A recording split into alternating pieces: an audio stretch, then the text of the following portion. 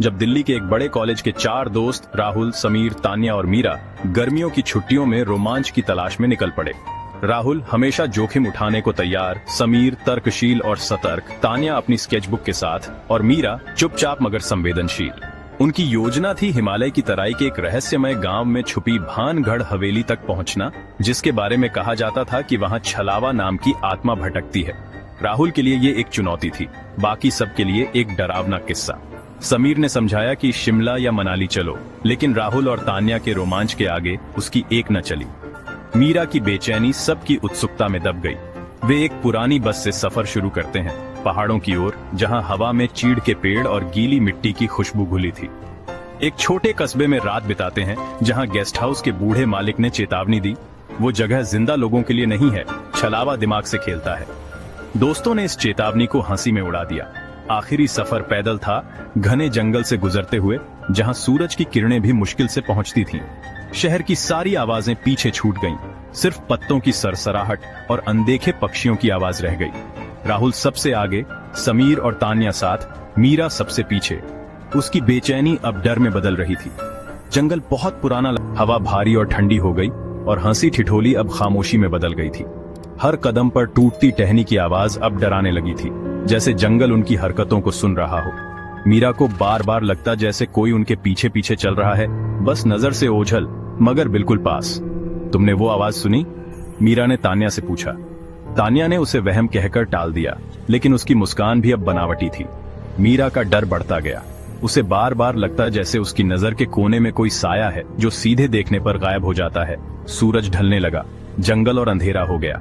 समीर ने घबराकर पूछा, क्या हमें यकीन है कि ये रास्ता सही है? उसका फोन अब भी नो सर्विस दिखा रहा था। राहुल ने नक्शा निकाला। बस अभी सामने ही है, हवेली इसी जंगल के पार है। लेकिन अब उसके शब्दों में भी कोई दिलासा नहीं था। आखिरकार वे एक सुनसान मैदान में पहुंचे, जहां भानगढ़ हवेली खड़ी थी। एक टूटी फूटी डरावनी इमारत, जिसकी खिड़कियां किसी मृत आंख की तरह लग रही थीं। यहाँ की खामोशी गहरी और मृत थी। दोस्त वहीं ठिठक गए। हवेली की भयावहता किसी भी कहानी से ज्यादा थी। मुख्य दरवाजा अब बस एक अंधेरा बड़ा सा मुंह था। वहां कोई जानवर, कोई पक्षी नहीं था, सिर्फ ठंडी, बेचैन कर देने वाली हवा।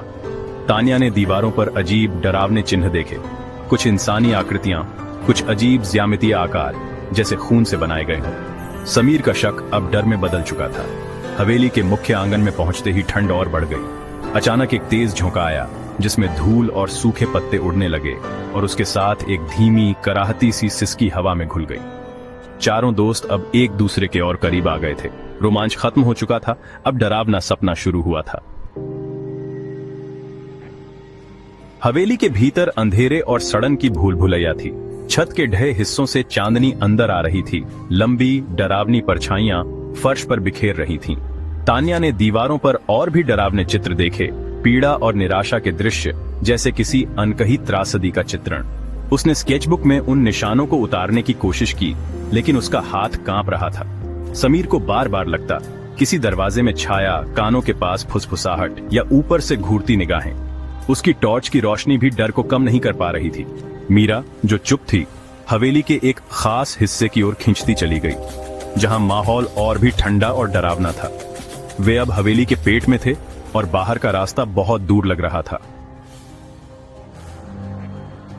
सीढ़ियां एक अंधेरे कमरे में खुलती हैं, जहां एक बड़ा नक्काशीदार आईना रखा था, धूल से ढका लेकिन अजीब तरह से सुरक्षित। राहुल उस आईने की ओर खींचता चला गया। धूल पहुंची और देखा, आईने में उसका चेहरा डरा हुआ दिखा, लेकिन उसके पीछे एक आकृति थी, मीरा, मगर उसकी आंखें खाली और मुस्कान डरावनी। राहुल पलटा, लेकिन पीछे कोई नहीं था। मीरा तो दरवाजे पर थी, बाकी दोस्तों के साथ। राहुल, क्या हुआ? मीरा ने पूछा। राहुल ने फिर आईने में देखा। अब वहां सिर्फ वही था। अब डर भूत प्रेत का नहीं था, बल्कि इस बात का था कि वे अपनी ही आंखों और दिमाग पर भरोसा नहीं कर सकते। वे धीरे धीरे कमरे से पीछे हटे, निगाहें उस काले धुंधले आईने पर टिकी रहीं। अब वे जान चुके थे कि छलावे का असली चेहरा वही है, और वह हवेली पर एक अजीब सा सन्नाटा छाया हुआ था, जैसे हर चीज अपनी सांसें रोककर किसी अनहोनी का इंतजार कर रही हो। हवेली के बाहर चांदनी की हल्की रोशनी दीवारों पर डरावनी परछाइयां बना रही थी और हर कोना रहस्यमय लग रहा था। अंदर का माहौल दम घोंट देने वाला था, इतना शांत कि अपने दिल की धड़कन भी तेज सुनाई दे रही थी। हर कदम पर फर्श की चरमराहट और हवा की सरसराहट डर को और गहरा कर रही थी। 4 दोस्त समीर, तान्या, राहुल और मीरा इस रहस्यमयी हवेली में फंस चुके थे। वे सब एक मजाकिया डेयर के चक्कर में यहाँ आए थे, लेकिन अब दरवाजा उनके पीछे अचानक बंद हो गया था और बाहर निकलने का कोई रास्ता नहीं दिख रहा था।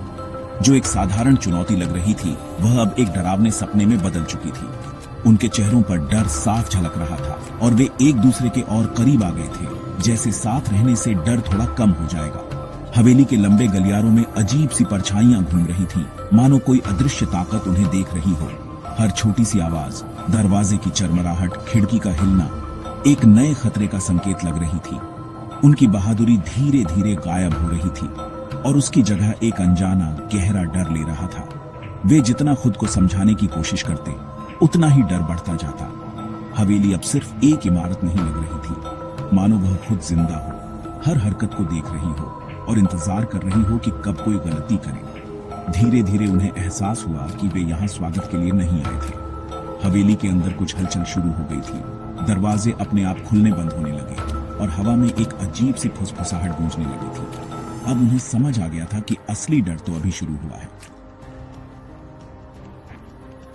खामोशी टूट गई। एक अजीब सी सरसराहट हवाओं में घुल गई थी, जैसे दीवारों के पीछे कोई छुपकर देख रहा हो। हर कोना, हर परछाई अब डरावनी लगने लगी थी और हवेली की पुरानी लकड़ी की सीढ़ियां भी किसी रहस्य को छुपाए बैठी थीं। समीर ने सीढ़ियों से अपना नाम फुसफुसाते हुए सुना।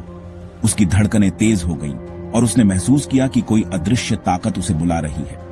वह रुक गया, लेकिन आवाजें और करीब आती गईं, जैसे कोई उसकी हर हरकत पर नजर रखे हुए हो। उसने तान्या की परछाई को इशारा करते देखा। उसकी उंगलियां अंधेरे में कुछ बताने की कोशिश कर रही थीं। समीर को लगा कि तान्या उसे किसी खतरे से आगाह कर रही है, लेकिन उसकी शक की सुई और गहरी हो गई। लेकिन असली तान्या उसके बगल में कांप रही थी। उसकी आंखों में डर साफ झलक रहा था। दोनों ने एक दूसरे का हाथ कसकर पकड़ लिया, जैसे डर के साए में एकमात्र सहारा वही थे। वह आकृति गायब हो गई, सिर्फ डर छोड़ गई। हवेली की दीवारों में सन्नाटा और गहरा हो गया और हर किसी को लगा जैसे कोई अदृश्य शक्ति उनके बीच घूम रही है। फिर राहुल ने एक अंधेरे गलियारे से मीरा की हंसी सुनी, ठंडी, मजाकियां, अजीब। वह हंसी कमरे में गूंजती रही, जैसे किसी पुराने खिलौने की आवाज हो, और राहुल को लगा कि वह किसी और ही दुनिया में आ गया है। असली मीरा कोने में सिसक रही थी, अपनी ही हमशक्ल को परछाइयों में गायब होते हुए दिखा रही थी। उसकी आंखों में हैरानी और डर दोनों थे, मानो वह खुद को ही खोती जा रही हो। दोस्तों को एहसास हुआ कि घर उनके साथ खेल रहा था, उनके चेहरों और आवाजों की नकल कर रहा था। हर कोई अब खुद को और अपने दोस्तों को शक की निगाह से देखने लगा, जैसे भरोसा भी अब एक परछाई बन गया हो। भरोसा टूटने लगा, कोई भी धोखेबाज हो सकता था। डर ने सबको अलग थलग कर दिया और हर किसी के मन में यही सवाल था, क्या मैं अगला हूं? दुश्मन अब सिर्फ हवेली नहीं थी, वह उनमें से कोई भी हो सकता था। हवेली की दीवारों के बीच हर परछाई, हर आवाज अब एक नए खतरे का संकेत थी और रात की खामोशी में सिर्फ डर की फुसफुसाहटें गूंज रही थीं। मीरा ने कांपते हुए एक पुराना नाम फुसफुसाया, छलवा। उसकी दादी की कहानियां इस जगह को धोखे की हवेली कहती थीं। छलवा, एक रूप बदलने वाली आत्मा, डर और भ्रम पर पलती थी, शिकार को फंसाने के लिए चेहरे चुराती थी। यह संदेह पर पनपती थी, दोस्तों को अजनबियों में बदल देती थी। कहानी सच थी, उनकी अपनी पहचान अब खतरे में थी। एकमात्र आशा सच पर टिके रहना था, लेकिन झूठ पर बनी हवेली में वह भी फिसल रहा था। वे छलवा के शिकार मैदान में शिकार थे। रात लंबी खिंचती गई। हर दोस्त दूसरों को शक की निगाह से देख रहा था। हर आवाज, हर नजर एक परीक्षा बन गई। क्या सच में वे ही थे? छलवा का सबसे बड़ा हथियार संदेह था, उन्हें बिना कुछ किए अलग कर रहा था। उन्होंने यादें ताजा करने की कोशिश की, सवाल पूछे, लेकिन पागलपन बढ़ता गया। थकान हावी हो गई, लेकिन सोना बहुत खतरनाक था।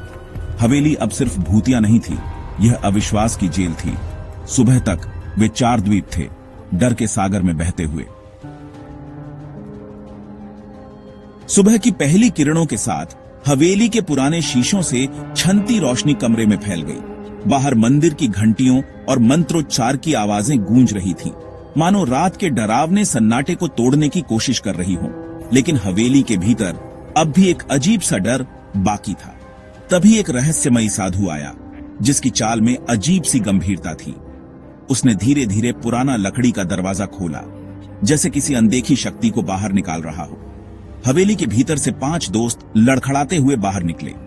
रात की घटनाओं ने उन्हें हिला दिया था और अब सुबह की धूप उनकी त्वचा पर सपनों जैसी लग रही थी, जैसे वे किसी और ही दुनिया में आ गए हों। बाहर गांव का एक बूढ़ा आदमी खड़ा था। उसकी आंखों में चिंता और हैरानी थी। उसने युवाओं को गौर से देखा, जैसे कुछ गिनने की कोशिश कर रहा हो। राहत की सांस अभी पूरी नहीं हुई थी। बूढ़े ने हाथ उठाकर पूछा, तुम 4 थे, 5वां कौन है?